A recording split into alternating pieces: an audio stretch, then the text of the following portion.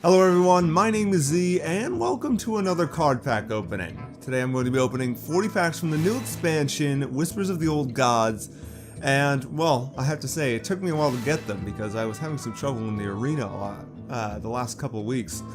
But I managed to pull through, and here we are at 40 packs. So, I think what I'm going to do is, normally I would be kind of like speeding through them, but since this is a new expansion, and since I have not opened this many Whispers of the Old Gods packs before, I may or may not go into more detail about some of the cards, just so you can get a better idea of how they're used and where they're sort of at, both arena-wise and constructed-wise. So this video might take a little bit longer, but you'll get more information out of it, and hopefully get some educational value from it. So, without further ado, let's begin, starting with pack number 40. Let's go. What do we have here? Anything good? Nada, kind of, sort of. Alright, so let's go over these. Stand Against the Darkness is an okay paladin card. It gives you 5/5 with the stats for turn 5, which is fine, and it's split, which can make it easier / harder to deal with. There are some counters that came for other classes, like Whispers of the Old Gods, and I don't see it a lot in the current constructed meta, but it's not a bad card, and I'd pick it up in arena too. It's not a terrible common card. Twisted Worgen is a pretty good 2-drop, especially in the arena. That stealth really just makes it viable. If it was a 3/1 for 2 without stealth, wouldn't be good. But with stealth, it's a nice little sneak attack, bomb, kill a 2 or 3 drop, which makes it nice. Psychotron, I actually really enjoy picking up Psychotron in the arena. It's a fun card. It's an upgraded Annoyatron, and boy is it annoying. Like, Taunt Divine Shield really ruins people's days. And now there's a 2-drop that does it, a 5-drop, and a 6-drop that do it. The 6-drop being Sunwalker. It's just very annoying, even though the stats are not great for turn 5. The Divine Shield taunt really helps out a lot. Infested Tauren, it's just an okay 4-drop. You technically get 4 or 5 worth of stats, but unfortunately you don't really want to be playing a 2/3 on turn 4. But, you know, it's just okay. And finally we have Disciple of Cthulhu, who does 2 damage and gives Cthulhu +2/+2. Just a nice Cthulhu card, has a good battle cry. It's a pretty good 3-drop if you really need the ping damage. Otherwise, in constructed, you put it in the Cthulhu deck. Alright, that's all the cards for that one. What do we got here? Ooh, an epic!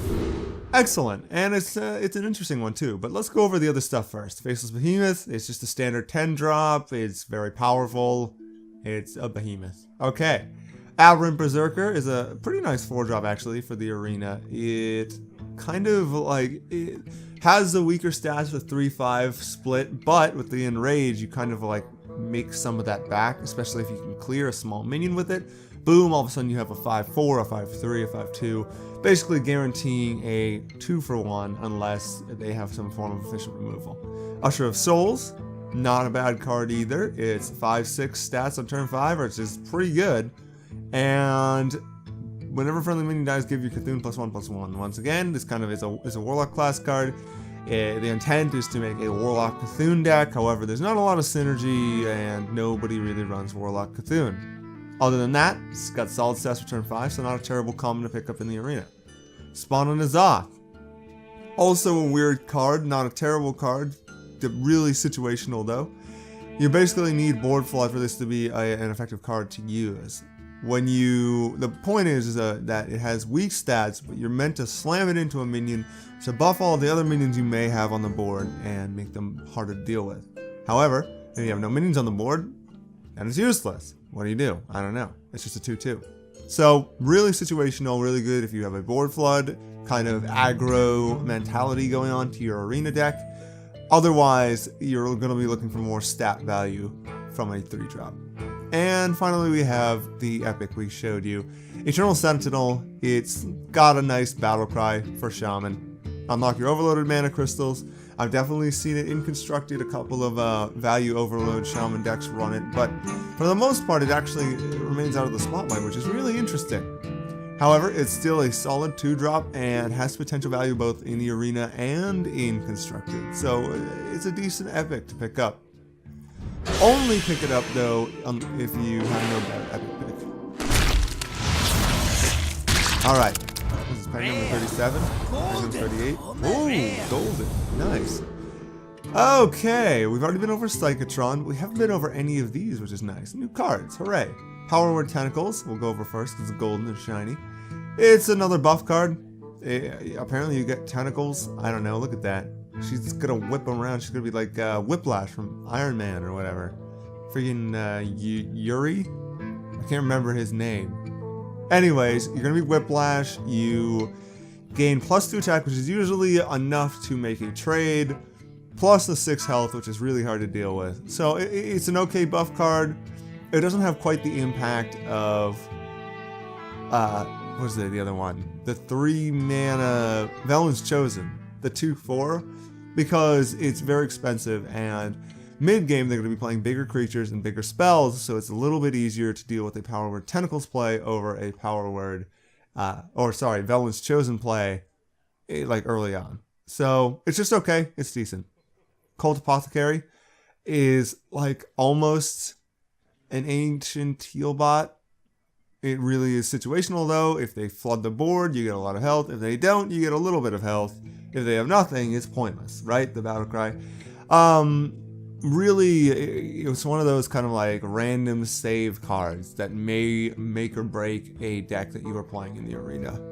It is not super duper high value, but if you see synergy with it, if you know you're going to need a save, say maybe you're a warrior or something like that with a lot of single target removal, but they're flooding the board and you can't deal with it all that turn, you know, then maybe it's good to pick it up. Now, Spreading Madness, which is this Warlock class card over here, is a funny card. It deals 9 damage randomly split among all characters, including yourself. So, it's like super Mad Bomber, basically. And it has the potential to be incredibly efficient removal or incredibly inefficient damage to your face. So it's sort of and I don't know where to put this. It's kind of like you need removal, you pick it up, and you pray. Otherwise, you avoid it like the plague. Speaking of plague, we have Journey Below here. I don't know. It looks like okay, maybe not plague. Maybe that's like the underworld or something like that. I'm not sure. Either way, Journey Below is a fun card to play. It's a good rare. It's 1 mana and Discover Death Rattle card. It kind of rivals the Priest Museum Curator, only you don't get a minion to play immediately on that turn. So that's why it's cheaper. And you know, Discover itself is a very powerful ability because you get to choose which Death Rattle card you pick up. So you pick the best one of the 3. Hopefully they're not all crap, and for the most part Death Rattle cards aren't crap, so it's like you really get value no matter what you pick from the Discover. So Journey Below, it's a fine rare. It's good to pick up, especially if you are looking for that extra value. Control Rogue, it's good. Whew, okay. Well, I bet you the more we move on, the less I'm going to talk about the cards, because we'll already have gone over them. So don't worry too much about that. We've already been over a couple of these, but I'll go over them real quick. Twilight Elder, once again meant for Cthulhu synergy, the legendary creature Cthulhu. It's got solid stats for turn 3, so it's not a terrible common to pick up in the arena. And if you happen to have Cthulhu in your deck, oh, that's pretty cool. Midnight Drake is the reverse of Twilight Drake, I believe. So instead of getting health, you get attack. Problem with that is 4 health is not really enough to make it survivable. So it's an rare. You really only pick it up unless there's no better option, because usually there's a better option with 5 or 6 health that you can take. Now, Zealous Initiate, man, okay. Zealous Initiate is actually, I almost said it again. Zealous Initiate is an actually pretty good 1-drop. It's I really like it. It's a 1/1 for 1. Give a random flame minion +1/+1. It's great to play against classes with no hero ability that pings. And even if they do have a ping, it is a massive tempo advantage if you play it on turn 1. So it's like another one of those things where it's actually quite frightening to play early. And if you have a deck that you know can catch up, or you have a bad hand, like full of late game cards, it's actually not a terrible idea to play this on turn 1 or turn 2 in order to slow down the opponent so you can have a chance to build up your board. Blackwater Pirate is an okay 4-drop, 2/5. It's not great stats, but it makes your weapons cost 2 less. Try and avoid it in the arena. No one really runs it in Constructed as far as I can tell. Now there may be some fun deck, but that's weapons oriented that involves this card at some point. It's pirate, so it's got pirate synergy too. Maybe pirate warrior? I'm not sure. We can see. Shadow Strike, hyper efficient. What do I call this? Removal. The reason why I'm kind of hesitating on that is because it says deal 5 damage to an undamaged character. Now, when I say hyper efficient, it's great against minions anywhere from turn 3 to turn 5. You play this on turn 3, big tempo swing. Oh man, how do they deal with it? Especially if you're ahead on the board, but they play something big, which would normally get a 2-for-1 for the creatures you already have. It's awesome to just play that to sort of keep your board afloat, and then you can worry about the removal of it or trading your creatures later. However, it does have some setbacks. It's got that undamaged character requirement. So if you play, you can only play it on a minion or like person hero who has not taken damage. So if they make a trade, you can't use it. If you want to get if they're already damaged and for some reason you want to use it on the person, you can't use it. So most of the time, I'd say like 95% of the time, you're going to get that awesome value, but there is that 5% that makes it a little iffy. Still, it's like the premier of rogue removal as far as I can tell. A little less flexible than Eviscerate, but awesome to play on minions like I said, in early mid. It's like a fireball, but cheaper and more effective in a sense, because you just have such tempo when you play it. That's all I can say. Hey, get in there. I want to open you up. What do we have here? Okay. We've already actually been over Power Word Tentacles, but we haven't been over anything else. Let's go over everything else. Nerubian Prophet, not a bad card. Very flexible. It looks bad at first glance, but if you look at the ability, it says, at the start of your turn, reduce this card's cost by 1. If you have it in your opening hand, you're guaranteed to play it by turn 3. And if you don't play it on turn 3, eventually it'll cost 0, so you can play it alongside whatever full mana play you're making. It's good in the arena. It's just solid. Scaram Cultist? Haven't really seen a lot of this, which means it's probably not super useful. However, it does have decent stats for turn 6, and it's got a good Cthulhu battle cry, so its intent is to be used in a Cthulhu constructed deck. Otherwise, I don't know. Pick it up in the arena if you have no other option. Bloodhoof Brave. Not a bad 4-drop. Used in Warrior constructed in Control Warrior, from what I can tell. The 6 health makes it very annoying to deal with, and you can enrage it to make it very angry and powerful. So imagine like this. So a 5/5, if you Whirlwind, it's pretty scary. It's not a terrible card to pick up in the arena, but most people may lean towards more higher attack oriented creatures for turn 4 if they have that option. Darkshadow Librarian is an okay rare. For Warlock, you discard a random card when you play it, and when you die, you draw a card. The problem is in the battle cry. If you discard a random card, you're just playing a 2-drop and then discarding cards, so you immediately lose value from your deck when you play it. That's why it's kind of avoided in Arena unless you have no better option. Otherwise, I guess you have to pick it up. Okay. High number 35. What do we got here? Ooh, I didn't realize that was the animation of it. Yeah, look, okay, there's a couple things we've been over, but a couple things we haven't been over as well. Nizal's First Mate is one. It's a nice little game changer right there. It's a 1-drop that gives you a weapon and gives a ping to a class that really needs a ping. So if you manage to draft this, good for you. You've done something right. It's a pretty good card. Twilight Flamecaller is also an okay card, though I find it's actually quite situational, at least from the experience that I've gotten firsthand so far. It is great because it gives you a little bit of AoE, and it's only to enemy minions, so it's not like a whirlwind, which is nice.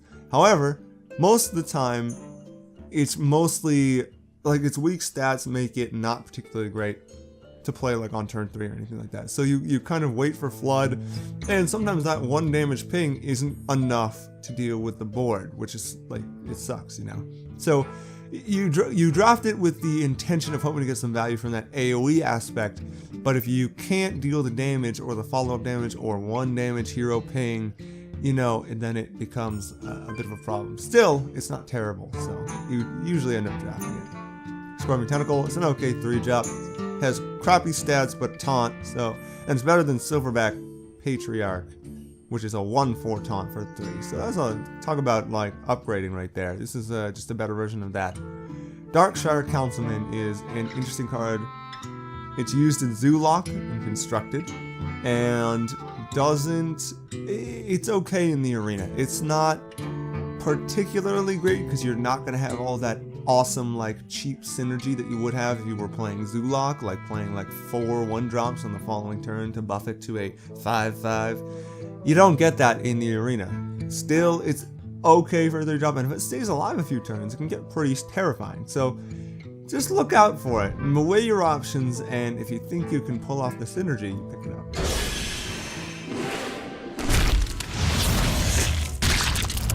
What else do we have? Okay, we actually haven't been over any of these, which is awesome. We're just getting new cards up the wazoo. Great. Tentacle of N'Zoth is another funny 1-drop, which I actually try and avoid because I hate the fact that it does the whirlwind effect to your own minions. I really am more of a value control player when I come to play arenas, and having something that hurts your own minions really makes my like stomach churn, because I don't want my minions to lose health. I want them to get as much value as they possibly can. Still, it's great if you need to pick up a little bit of AoE, if you're afraid and you haven't drafted any. Otherwise, I avoid it like the plague, but other people might not. South Sea Squidface is a pretty good 4-drop, actually. It's got okay stats and a great death rattle. And as rogue, most of the time you're going to have at least 1 charge on your hero power dagger, which can get you some Fiery War Axe value at least once. So not bad. If you can get the buff on a Assassin's Blade, oh god, your enemy is done for. Twilight Geomancer is, well, give Cthulhu Taunt. 1/4, give Cthulhu Taunt. It's like a sort of, what is that priest card, the Dragon Priest card? I can't remember what it's called, but it gets buffed if you have a dragon in your hand and gets 2/4 Taunt. This is like that, except you don't get an attack buff, but you give your Cthulhu Taunt. And it's still annoying to get through because 4 health on turn 2 is kind of annoying. So it's just okay. It's okay. It's like Jesus. Like, this is Silverback Patriarch, but better. Like, what the heck? Divine Strength is, how do I explain this card? I have such mixed feelings about this card because I've seen it used to incredible effect. I have seen games where people have won because they happen to have that +1 attack, +2 health like early on. But I've also seen games where it is not useful at all. Because basically, it upgrades your minion by 1 mana. It's like an evolve, except less random. So you put this on a minion, you get a trade up, so if you're 2/3 it becomes a 3/5, and boom, like if they don't have an immediate answer to that buff, you know, you kind of steamroll from there. But if they have, like, if you play it on a 2-mana minion and then they play a strong 3-mana minion, you're just getting a 2/2, which isn't great. Otherwise, it's just value, in which case you do amazingly well. So it's, once again, it kind of comes down to choice. If you are drafting, like if you get like a option between a Blessing of Kings and Divine Strength, most of the time you're gonna pick up the Blessing of Kings because it gives more. Otherwise, like, it's not a terrible card to pick up.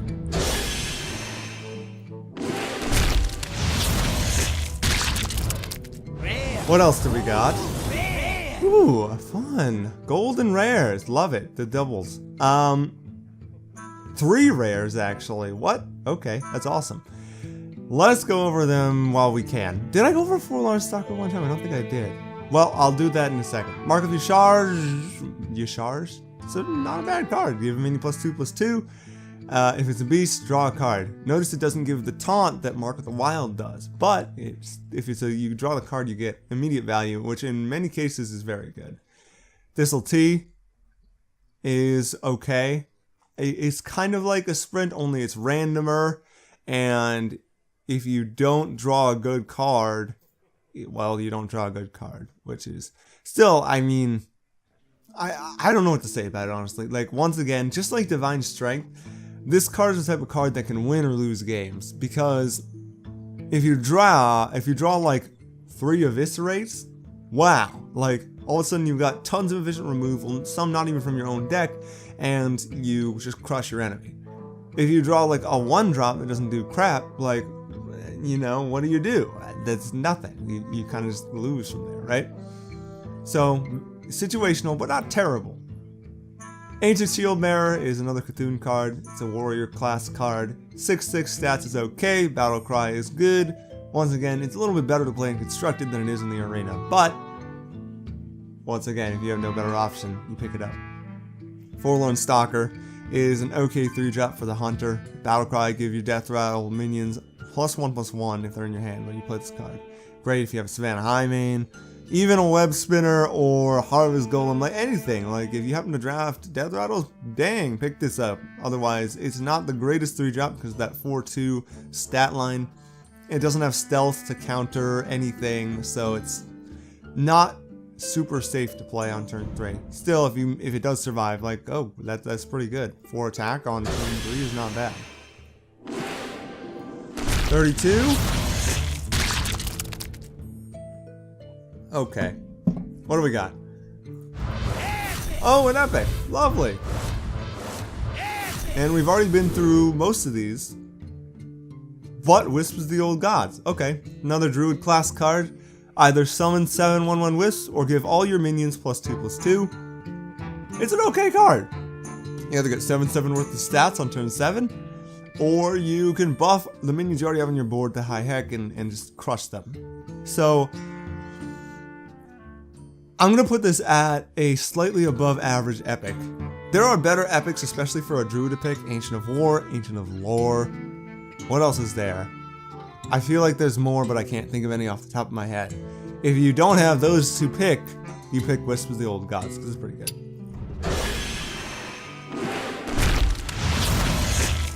What do we got here? We've already been over a couple of these, except for Bilefin, I believe. Bilefin is a new Murloc edition, and it's actually not terrible, because the ooze it summons, Battlecry, it has taunt, which means you are more likely to keep the 2/1 attack damage on the board at the very least if you play it on turn 2. That could be the difference between making a trade and not making a trade. So it's a little bit better than, what is it, Murloc Tidehunter, which is the normal equivalent, the non-tentacle equivalent. Because most of the time that will lose the 2/1 to a ping, a hero ability, or to some spell or something, I don't know. Only 30 packs left to go. This is taking a longer time just because I'm explaining all of them. And there's so many new cards that we're starting to run into more like duplicates, which is going to make it go faster. There's still new cards to pick up though, and the 2 of them are right here. Possessed Villager and Validated Doomsayer. Possessed Villager, very nice 1-drop for the Warlock. You get 2/2 stats for turn 1, though it is in the form of a Death Rattle, so that stat value is a little bit delayed. Still, it's value. I'd pick it up. It's a good aggro card, and it's used in Constructed for Zoolock as well. Validated Doomsayer, you don't really see in Constructed, and you sort of try and avoid it when you play in the Arena because of this weird kind of ability that it has. It starts off as a 0/7, but the next turn you get buffed to 7 attack. Basically, it's like at the start of your next turn, give this minion 7 attack, and that doesn't stack, so it will always be 7 attack no matter what. On the bright side, there is some funny little synergies that you can do, like if they humility it but can't kill it, then it goes back to having 7 attack the turn after because that's the ability that it has, so it has to be silenced. Silence is like the worst thing for this card though, because it becomes a 0/7 and you can't do anything with it. It becomes a crappy Doomsayer. So, in terms of Doomsayer value, I think the regular Doomsayer is more valuable because you can play it earlier and it can act as a board clear, whereas this has the potential to lose a lot of health before it gains that buff, which means you may only get a 1-for-1 for it, or maybe not even get anything at all, which would suck, you know? So you avoid it, unless you get a bunch of crappy epic picks, otherwise you pick it up.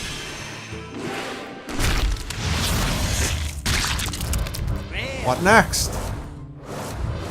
Have we been through all of these? Yes, we have. Look at that. Now we can start moving a little bit faster. All right. Come on, give us some new stuff. Mire Keeper is new. It's not a terrible card. Actually, it's pretty darn good. It's a decent rare. It's got a battle cry, choose one, summon a 2/2 Sliner, gain an empty mana crystal. So you can either have 5/5 worth of stats on turn 4, or you can use it as ramp if you have a late game hand. Like, it really depends on your situation. If you really need to take control of the board, you summon the 2/2 slime. Otherwise, if you're ahead, you may need it in case your hand is a little on the heavy side. So, you know, it's pretty good. And the flexibility, like, I love having that kind of flexibility.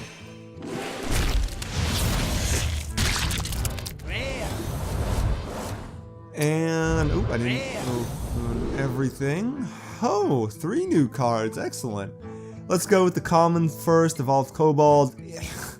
Like, really?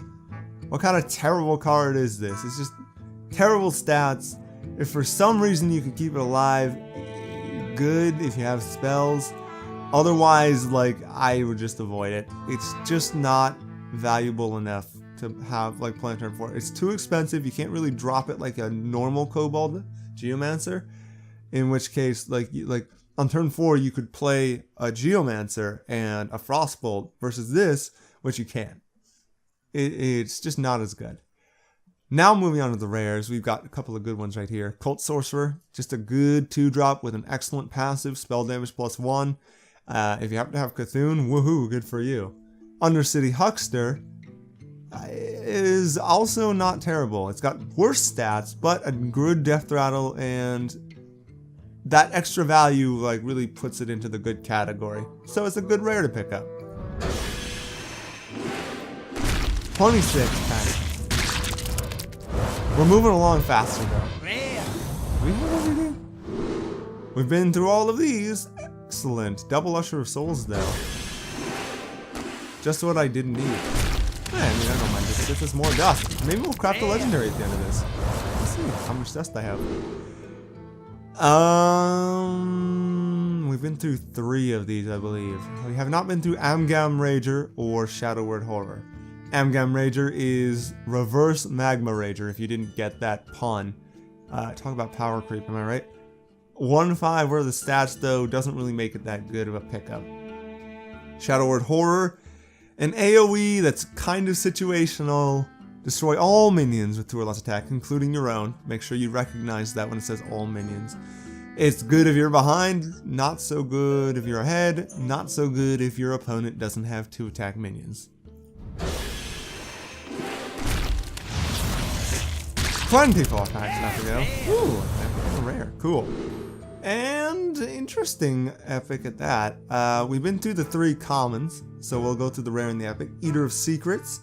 4 mana, Battlecry, destroy all enemy secrets, gain +1/+1 for each. Very situational. You're not really going to pick it up in the arena because the odds of people having more than 1 or 2 secrets in their deck is very, very low.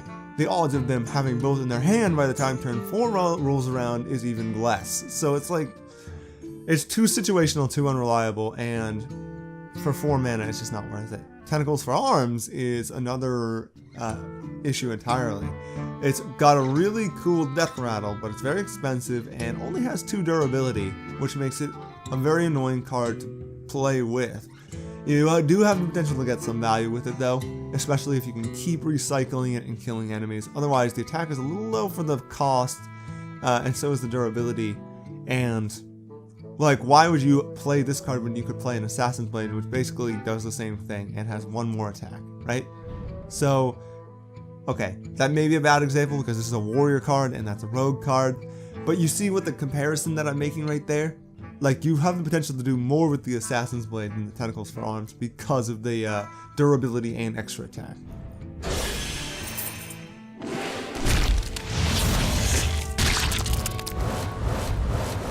And open. Okay. Eater of Secrets already been through. We have not been through Primal Fusion or Polluted Hoarder. Polluted Hoarder is actually an okay 4-drop.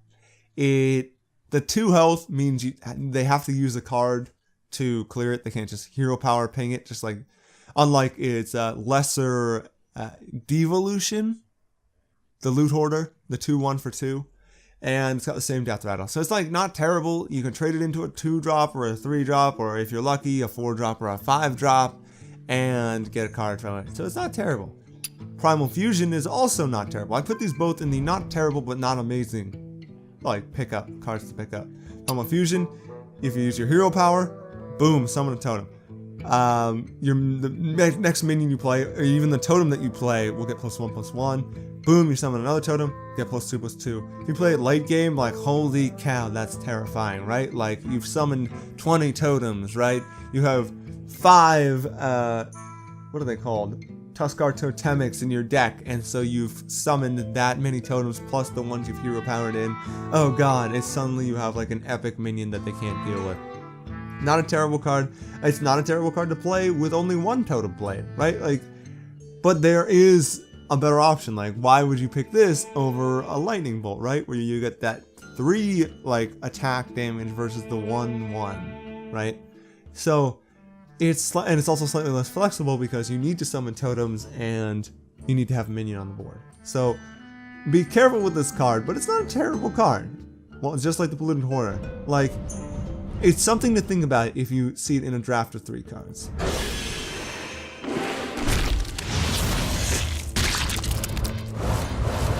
We got more new cards. Excellent. And there's 2 that are actually pretty good right here.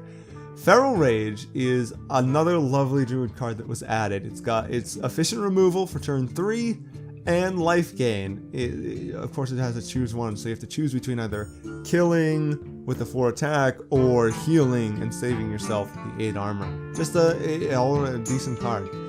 Corrupted Seer is the new standard for AoE in the arena. Let me tell you, it is the equivalent of a blizzard. Only instead of freezing all your opponent's minions, you play a 2/3 instead. And it's great for classes that don't normally pick up efficient like AoE removal.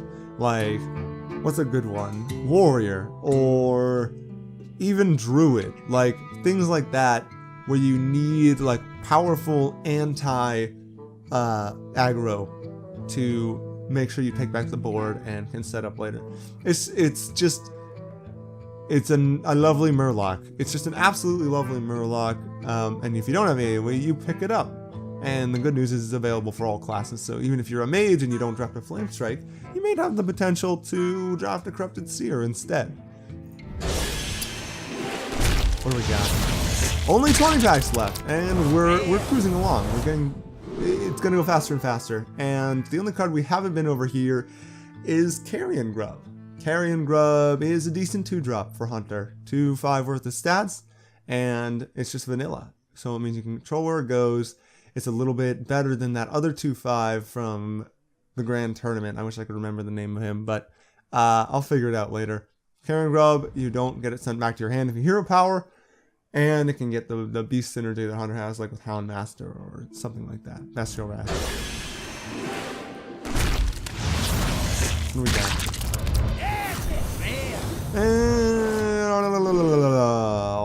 1, 2 new cards. We've already been through the 3 on the top, so let's go through the 2 on the bottom. Ravaging Ghoul, not a bad card. 3/3 worth of stats, plus you do some AoE damage to everything. I actually prefer this card to the Twilight Flame Caller, because even while it deals 1 damage to my minions, which I said I don't like before, you get better stats for turn 3, and that ping ability can really come in handy. So, what's an example?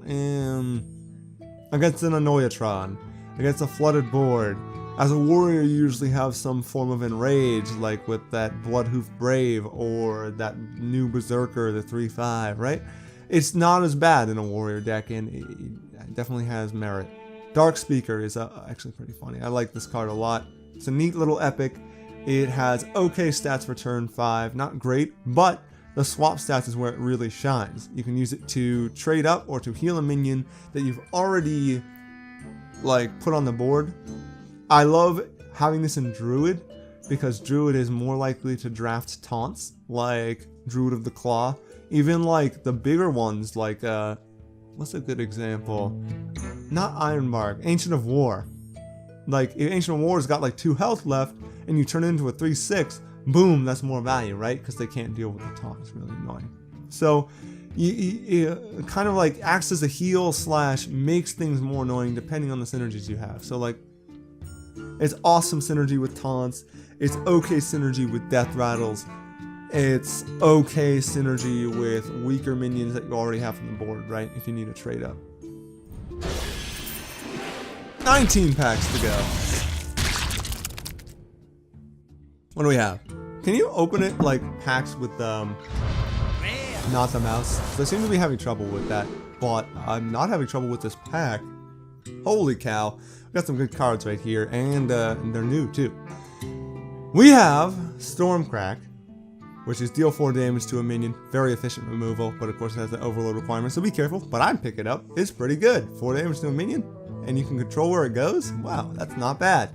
Faceless Summoner, an excellent 6-drop for the mage. You get a lot of value for turn 6, usually around 8 worth of stats, so holy cow, pick that up. Flame Wreath Faceless is also one of those holy cow cards. Like, what the... Who thought of this card, right? Like, what? 7/7 for 4, that's insane. I've won so many, like, Shaman arenas because of this card. If you pick up a couple of them, they're flexible, you can play them early or late. Watch out for that 2 overload, though. If you play it on turn 4 and you don't have a turn 5 play for, what, 3 mana, then you're in trouble, right? Like, if they immediately take it out, it's a bit of a problem. So it's a little risky, but at the same time, you get so much value that that overload really doesn't matter that much. 18 times.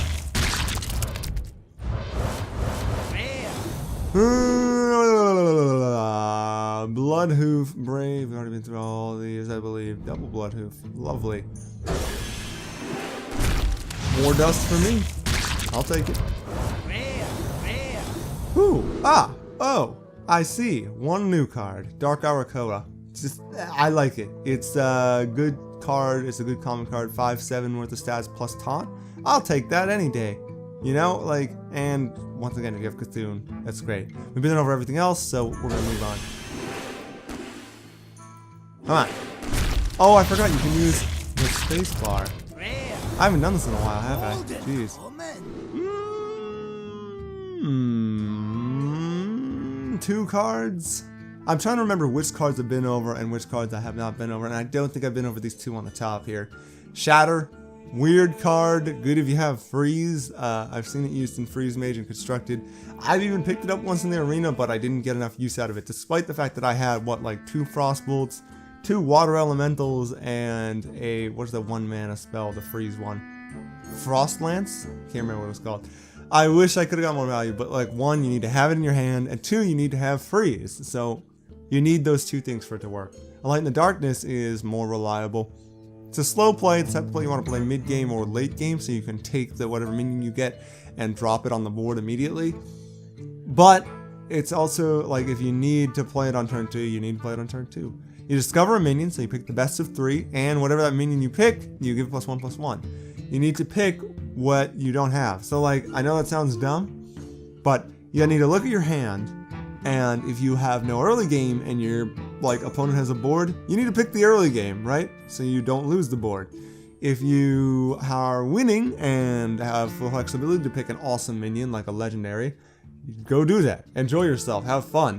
I did have an arena run once where I drafted, I think, a Tyrion Forge Ring and a Ragnaros from this card in like 2 separate games, and it was hilarious because I had already, you know, I was already like ahead on the board and stuff like that, and so they just could do nothing but like watch in horror as I dropped this like an epic legendary that they couldn't handle. I love easy victories. What do we got? Yes! A legendary! Hooray! This is great! Well, Anomalous isn't too bad. It's also the only card that I haven't gone over, so let's go over it. 8 for an 8/6, not great stats for turn 8, but Death Rattle is pretty terrifying. Deal 8 damage to all minions. Super duper board clear. In some ways, it's better than Deathwing. In some ways, it's worse. You get the delayed Death Rattle effect, which makes it kind of annoying, especially if you want to like play a card. You have to make sure Anomalous gets off the board first, otherwise your card's probably gonna die. How many cards have more than 8 health? Not that many. And if they have more than 8 health, you don't want them losing 8 health. So, situational at best, not the greatest, but also a good pick if you really need the board clear and you know, 8 attack ain't anything to laugh at.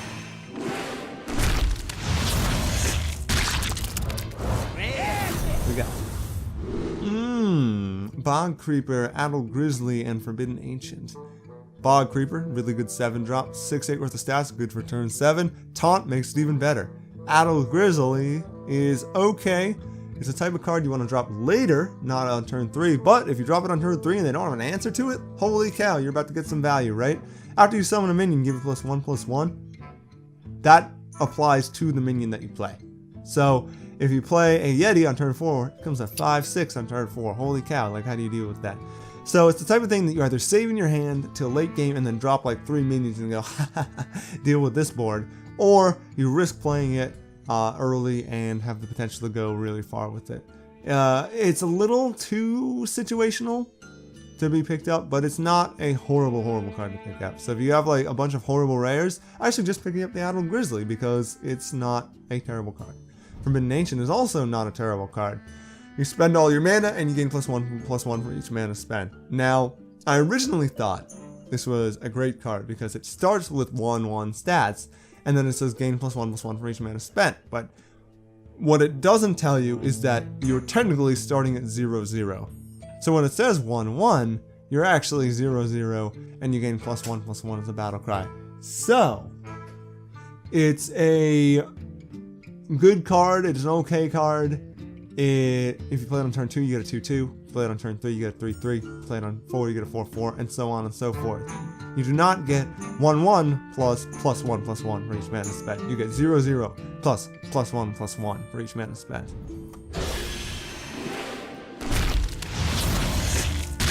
$13 packs left to go.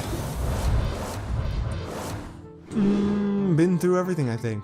Yep. Corrupted Seer, I like you a lot as a card. Okay. Couple of new ones. We got Grotesque Dragonhawk here. Not the greatest card. The Wind Fury is nice, but the stats are not great for turn 7. And Hooded Acolyte, which the stats are really good for turn 4 and has a decent Cthulhu synergy ability. I believe Control Cthulhu Priest runs it in Constructed, and like I said, it's an okay card to pick up in the arena. 3/6 stats on turn 4 is, once again, nothing to laugh at. 11 packs left to go. We're getting there. Really? 2 new cards again, Fiery Bat and Duskboar. Fiery Bat, not a bad hunter card. 1 mana for a 2/1 death that'll deal a damage to random enemy. So 1 mana for a 3/1. That's not terrible. It's good tempo play and has the potential for some control ability with the Death Rattle or tempo attacking their face. Duskboar is not a good 2-drop, unfortunately. The 1 health, especially once you play it on turn 2, is immediately removable via hero power or like a Battlecry ping ability, which is just, if it had stealth, it would be terrifying, right? It would be a better, what is that, the Worgen card? I don't remember. But it doesn't. So it just sits there on the board and then immediately dies, which is kind of sad.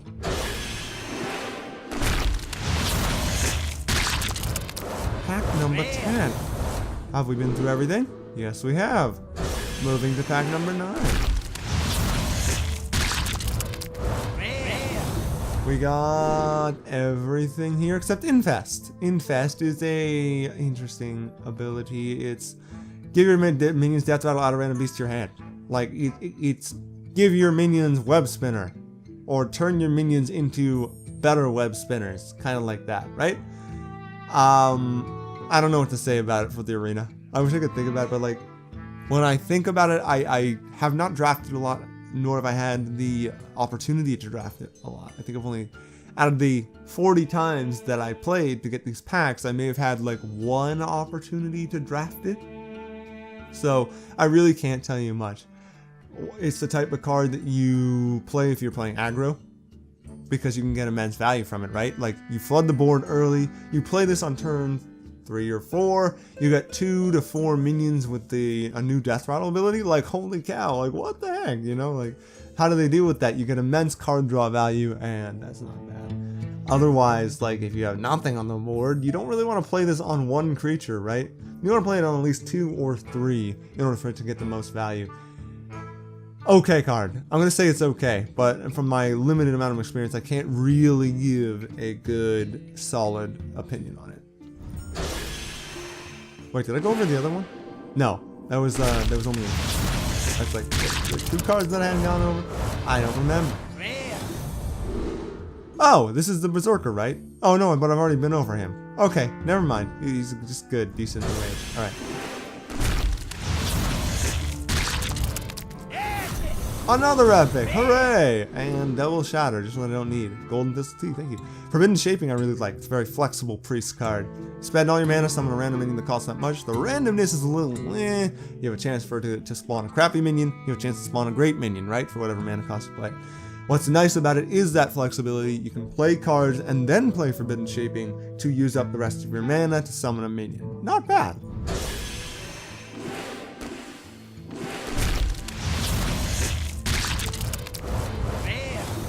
And we've been through everything except Bladed Cultist. Come on, Combo Rogue. Hooray!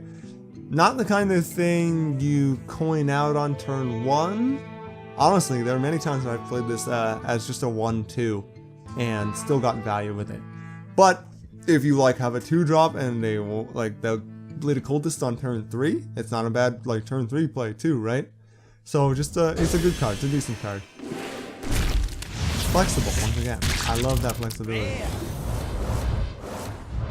What do we got? Been through everything, I believe. Flame Leaf Faceless. Who needs you?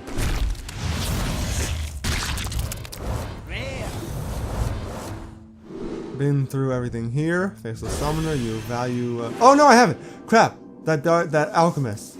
Ah, man. I missed something. Regret.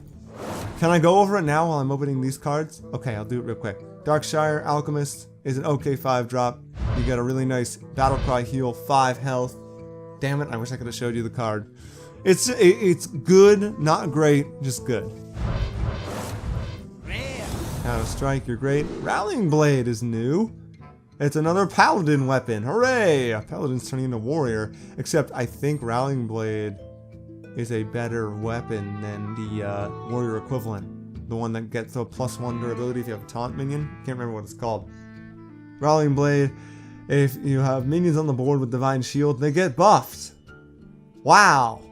That's great considering the fact that like the Paladin has so many ways to get Divine Shields, right? They have the new Whispers 1-drop Selfless Hero with the Death Rattle give a minion Divine Shield. They have the 2 mana card that gives Divine Shields. You've got the, your standard, what's it called? Scarlet Crusader. Like, there's just like too many Divine Shield cards that the Paladin can draft, which makes it kind of dangerous. Other than that, it's Fiery War Axe for 1 more mana. That's not terrible.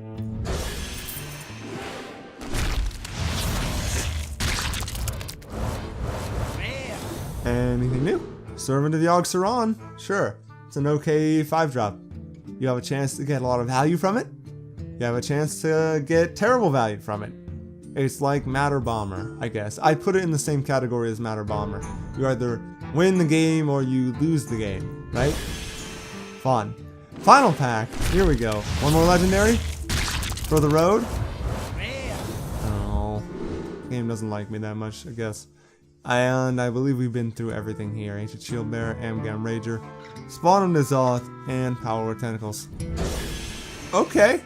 Well, that's all the packs that I have. I believe, though, that I have enough to dust to craft at least 1 legendary. And I think I know what I want to craft. Okay, we are back.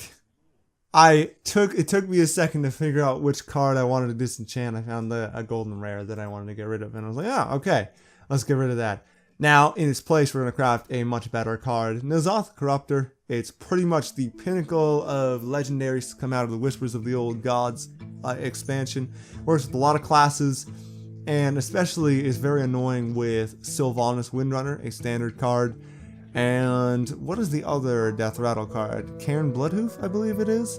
The value you can get from that is insane, and, well, it's just, when you see value, you gotta have that, so...